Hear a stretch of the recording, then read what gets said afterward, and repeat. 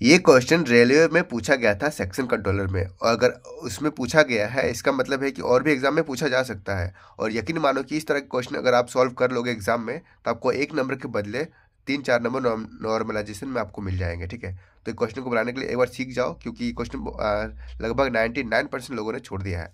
इसको बनाने के लिए आसान तरीका क्या है वो पहले समझो। ठीक है, तो ये क्वेश्चन में क्या बोल रहा है, एक आयताकार कीबोर्ड शीट की लंबाई 14 सेंटीमीटर और चौड़ाई 11 सेंटीमीटर है। दोनों लंबी भुजाओं प्रत्येक 14 सेंटीमीटर वाली भुजा से 2 सेंटीमीटर भुजा वाले तीन समबाहु त्रिभुज काटे जाते हैं। दोनों छोटी भुजाओं प्रत्येक 11 सेंटीमीटर वाली भुजा से एक अर्धवृत्त इस प्रकार काटा जाता है कि कोई भी त्रिभुज या अर्धवृत्त एक दूसरे के ओवरलैप ना करे। यदि इन सभी कटिंग्स के बाद कीबोर्ड की परिमाप जो है 70 सेंटीमीटर है, तो काटे गए प्रत्येक अर्धवृत्त की त्रिज्या ज्ञात करना है। ये क्वेश्चन में थोड़ा वीडियो थोड़ी सी लंबी हो सकती है क्योंकि आपको समझाना पड़ रहा है। ठीक है, और आपको एग्जाम में वही यूज़ करना, और इस तरह के क्वेश्चन आपको ना लास्ट में अटेम्प्ट करना है। ठीक है, जब टाइम बच जाए आपके पास तब अटेम्प्ट करना है। तो क्या करेंगे, सबसे पहले देखो, पहले आप यहाँ पर समझो, पहले दो फिगर है। ठीक है, पहले एक रेक्टेंगल यहाँ पर रेक्टेंगल ड्रॉ कर लेंगे पहले समझाने के लिए। ये रेक्टेंगल है, तो पहले यहाँ पर क्या बोला है, यहाँ पर जो इसकी लंबाई है वो 14 है और इसकी चौड़ाई जो है वो 11 है। ठीक है, अब क्या बोला है, इसमें ना कटिंग किया गया। ठीक है, यहाँ पर 2-2 सेंटीमीटर का संभावित त्रिभुज काटा गया, तीन तीन ठो है। ठीक है, तो एक हाथ हम यहाँ कर दे रहे हैं। ठीक है, यहाँ 2-2 सेंटीमीटर का, यहाँ भी 2 सेंटीमीटर, ये भी 2 सेंटीमीटर, ये भी 2 सेंटीमीटर, ये भी, और यहाँ भी क्या किया है, ये ऐसे ऐसे ऐसे, मतलब यहाँ पर ना इसको काट कर निकाल दिया गया है, इसको काट के ये काट कर निकाल दिया गया है, काट के निकाल दिया मतलब ये लाइन नहीं है। और यहाँ क्या बोला है कि यहाँ पर 11 सेंटीमीटर वाली भुजा में अर्धवृत्त काटा गया है। ठीक है, यहाँ भी अर्धवृत्त काटा गया है, यहाँ भी अर्धवृत्त काटा गया है। देखो देखो, अगर यहाँ पर ये काट कर निकाल दिया जाए तो बचेगा कितना, जितना बचेगा रिमेनिंग जो बचेगा वो यहाँ पर देखो, यहाँ समझाता है। ठीक है, यहाँ गलती हो गया, फिर से बना रहा हूँ। यहाँ पर ऐसे, यहाँ पर इस तरह, देखो इस तरह बनेगा फिगर यहाँ पर, और दूसरा यहाँ पर क्या होगा, अर्धवृत्त यहाँ पर इस तरह करके, और यहाँ पर ये जाएगा फिर से। ठीक है, इस तरह बनेगा, और ये अर्धवृत्त। ठीक है, देखो इसमें क्या बोला है कि इसमें जो ये जो काट दिया है ना, उसके बाद ये हिस्सा तो गायब हो गया, गायब होने के बाद जो हिस्सा बच रहा है ये बच रहा है। लेकिन यह क्वेश्चन में क्या बोल रहा है, इसमें हमको इस त्रिज्या का यहाँ पर इसका त्रिज्या फाइंड करने बोल रहा है हमें। ठीक है, तो हमें दे दिया है, ये दे दिया है 2। ठीक है, लेकिन ये हमें पता है कि ये पूरा 14 है, पूरा 14 है, और ये पूरा 11 है। ठीक है, ये पूरा 11 है, यहाँ तक क्लियर। लेकिन एक बात बताओ, यहाँ पर परिमाप जो यहाँ पर परिमाप दिया हुआ है, इसका परिमाप दिया हुआ है यहाँ पर 70। ठीक है, इसका परिमाप 70 दिया है, तो देखो इसका परिमाप हम खुद निकाल सकते हैं। तो परिमाप क्या होता है, 2 × L + B। ठीक है, देखो मैं पहले बता देता हूँ, वीडियो थोड़ी सी लंबी होगी क्योंकि ये क्वेश्चन थोड़ा सा पेचीदा है। तो वीडियो एक बार देख लो ताकि आप समझ जाओगे, तो क्वेश्चन आप आराम से 1 मिनट से 2 मिनट आपको लगेंगे वहाँ पर सॉल्व करने में। सबसे लास्ट में अटेम्प्ट कीजिएगा, सॉल्व हो जाएगा। तो यहाँ पर 2 गुना L प्लस कितना है, 14 + 11 25 आ जाएगा, यानी कि यहाँ पर 25 करेंगे, यानी कि यहाँ परिमाप कितना आ रहा है, 50। तो देखो इसका जो परिमाप है 50 है, और यह इसका परिमाप जो है 70 है। ये काट कूट करने के बाद परिमाप जो है बढ़ गया। बढ़ा किस वजह से है, देखो यहाँ पर सीधा सीधी जा रहा था यहाँ पर, लेकिन यहाँ पर थोड़ा सा ज़्यादा टर्निंग हो गया, यहाँ पर ज़्यादा हो जा रहा है, परिमाप इसकी वजह से बढ़ गया। और यहाँ पर सीधा जा रहा था, लेकिन उसकी वजह से यहाँ पर जो टर्निंग कर दिया, इसकी वजह से यहाँ पर एक्स्ट्रा हो गया, इसकी वजह से एक्स्ट्रा हो रहा है ना। तो देखो 50 से 70 गया है, यानी कि 20 बढ़ा है ना। तो 20 बढ़ा कैसे है ये समझो पहले। देखो यहाँ तो यहाँ 14 है। ठीक है, तो अगर यहाँ से यहाँ 14 है, लेकिन यहाँ पर बढ़ कितना रहा वो देखो पहले। यहाँ पर पूरा 14 होता है, तो यहाँ बढ़ कितना रहा, 2, फिर यहाँ पर 2, यहाँ भी 2, यहाँ भी 2, 2 और 2 4, 2 6 और 2 8, 2 10, 2 12, यहाँ 12 बढ़ रहा है।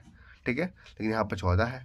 ठीक है, लेकिन यहाँ बढ़ एक्चुअली कितना रहा, ये पूरा जाता अगर, तो यहाँ पर 2 होता, यहाँ भी 2 होता, यहाँ भी 2 होता। ठीक है, तो ये 2 मान समझ लो कि ये लो यहाँ पर एक इसका जो बढ़ा है वो इसमें मैनेज कर लिया, यानी कि इसमें मैनेज कर लिया, मतलब समझो कि यहाँ पर जो बढ़ा वो इसमें मैनेज हो गया, समझ लो। ठीक है, ये दूरी यहाँ पर रख लेते हैं, यानी कि ये दूरी एक जो यहाँ पर 2 है वो एक्स्ट्रा हो जा रहा है। और इसी तरह यहाँ इसमें भी 2 एक्स्ट्रा होगा, यहाँ इसमें भी 2 एक्स्ट्रा होगा, यानी कि 2 2 और ये 2। ठीक है, यानी कि यहाँ पर 6 जो है, 6 यूनिट जो है यहाँ पर 6 सेंटीमीटर एक्स्ट्रा हो जा रहा है।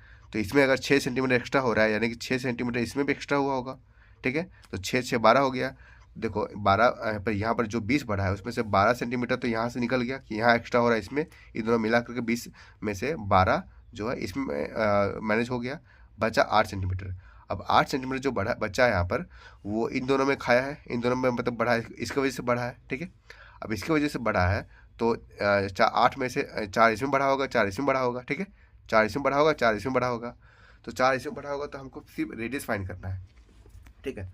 तो रेडियस क्या होगा, अब यहाँ पर जो बढ़ा है, यहाँ पर जो परिमाप होता है अर्धवृत्त का परिमाप 2πr होता है, जैसे कि पता है हमें अर्ध परिमाप जो होता है 2πr होता है, लेकिन उसका अगर यहाँ पर अर्ध है तो यहाँ पर जो एक वृत्त का जो परिमाप होता है वो 2πr होता है, लेकिन उसका अर्धवृत्त है, इसके लिए क्या होगा, इसके लिए इसका आधा कर देंगे, इसका आधा क्या होगा πr हो जाएगा, इसको 2 से भागा कर देंगे। तो क्या एक बात बताओ, यहाँ जो πr है, ठीक है, अर्धवृत्त का परिमाप, ये जो πr है उसमें से ये 2r घट गया है, ठीक है। यहाँ पर जो 2r है यहाँ पर घट गया है, और इसका जो डिफरेंस है वो यहाँ पर कितना आया, 4 आया है। देखो समझ में नहीं आया होगा, समझाता हूँ फिर से आपको।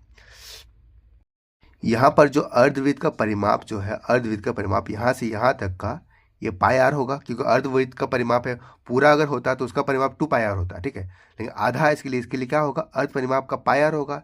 ये πr जो है इसका जो घटा देंगे अगर हम यहाँ पर जो ये कितना होगा, पूरा पूरी जो होगा, यहाँ से यहाँ r होगा, यहाँ से r होगा, यानी कि 2r होगा। अगर इसमें से अगर इसको घटा देंगे, यहाँ पर यहाँ देखो एक बात बताओ, यहाँ पर 4 सेंटीमीटर यहाँ बढ़ा है, पूरा में से 4 सेंटीमीटर बढ़ा है, जो 4 सेंटीमीटर बढ़ा होगा, 4 सेंटीमीटर, वो किसकी वजह से बढ़ा होगा, तो यहाँ पर जो सीधा सीधी जो होगा ये πr में घटा देंगे, अगर इसमें ये वाला जो घटा देंगे तो वो जो बढ़ा है वो निकल जाएगा, ठीक है। तो 4 जो मेरा बढ़ा है वो निकल गया, तो यहाँ पर सिंपली अब इसको सॉल्व कर देंगे। 2 यहाँ पर 22/7 गुना, यहाँ पर r को कॉमन लेते हैं, ठीक है, r को कॉमन लेते हैं, बाई यहाँ पर कितना हो जाएगा 22/7 और डिवाइड बाई ठीक है। अब यहाँ पर r को 6 लिखते हैं। अब से सॉल्व करेंगे, यहाँ पर 7 और 14, ठीक है, यानी कि 8/7, यहाँ पर r इक्वल टू यहाँ पर कितना आएगा 4, ये 4 से काटेंगे, ठीक है, 2 बार में, यानी कि r इक्वल टू 7/2, यानी कि 3.5, जो कि हमारा ऑप्शन नंबर जो है सी सही हो जाएगा, ठीक है। आपको बस यहाँ पर कन्फ्यूजन होता होगा, ठीक है। यहाँ पर πr क्यों हुआ, क्योंकि जो बढ़ा है यहाँ पर जो बढ़ा है, ठीक है, तो चेंजमेंट कितना आया है वो निकालेंगे कैसे हम, तो यहाँ पर πr बढ़ गया है और ये वाला घट गया है, ठीक है। यहाँ पर क्या किया हम, यहाँ 2 बढ़ा है, ठीक है, यहाँ 2 बढ़ गया, 2 बढ़ गया, ये पूरा के बदले यहाँ पर 2 बढ़ गया, ठीक है। जैसे कि यहाँ पर देखो, यहाँ 2, यहाँ पर फिर 2, यहाँ 2, फिर 2, यहाँ पर 2, यहाँ 2, यानी कि 2 2 4 6 8 10 12 बढ़ गया। लेकिन एक्चुअली में है कितना, यहाँ पर 2 + 2 + 2 + 2, यानी कि यहाँ पर कितना 6 है, 6 है, यहाँ पर टोटल 6 हो रहा है, लेकिन यहाँ पर एक्चुअली में 6 होना चाहिए था, लेकिन यहाँ पर 12 हो जा रहा है। तो 12 में से अगर 6 घटा देंगे तो 6 एक्स्ट्रा मिल रहा है हमें, तो 6 एक्स्ट्रा मिल रहा है, तो वही उसी तरह सेम यहाँ पर किए, ठीक है, सेम यहाँ पर किए। उम्मीद है आपको समझ में आ गया होगा। अगर समझ में नहीं आया होगा तो इस वीडियो को फिर से बनाऊंगा मैं आपको, ताकि आपको समझ में आ जाएगा, क्योंकि इस तरह क्वेश्चन बनाना बहुत ज़रूरी है। अगर आप एग्जाम में बना लोगे तो नॉर्मलाइजेशन में बहुत फ़ायदा मिलेगा। Thank you.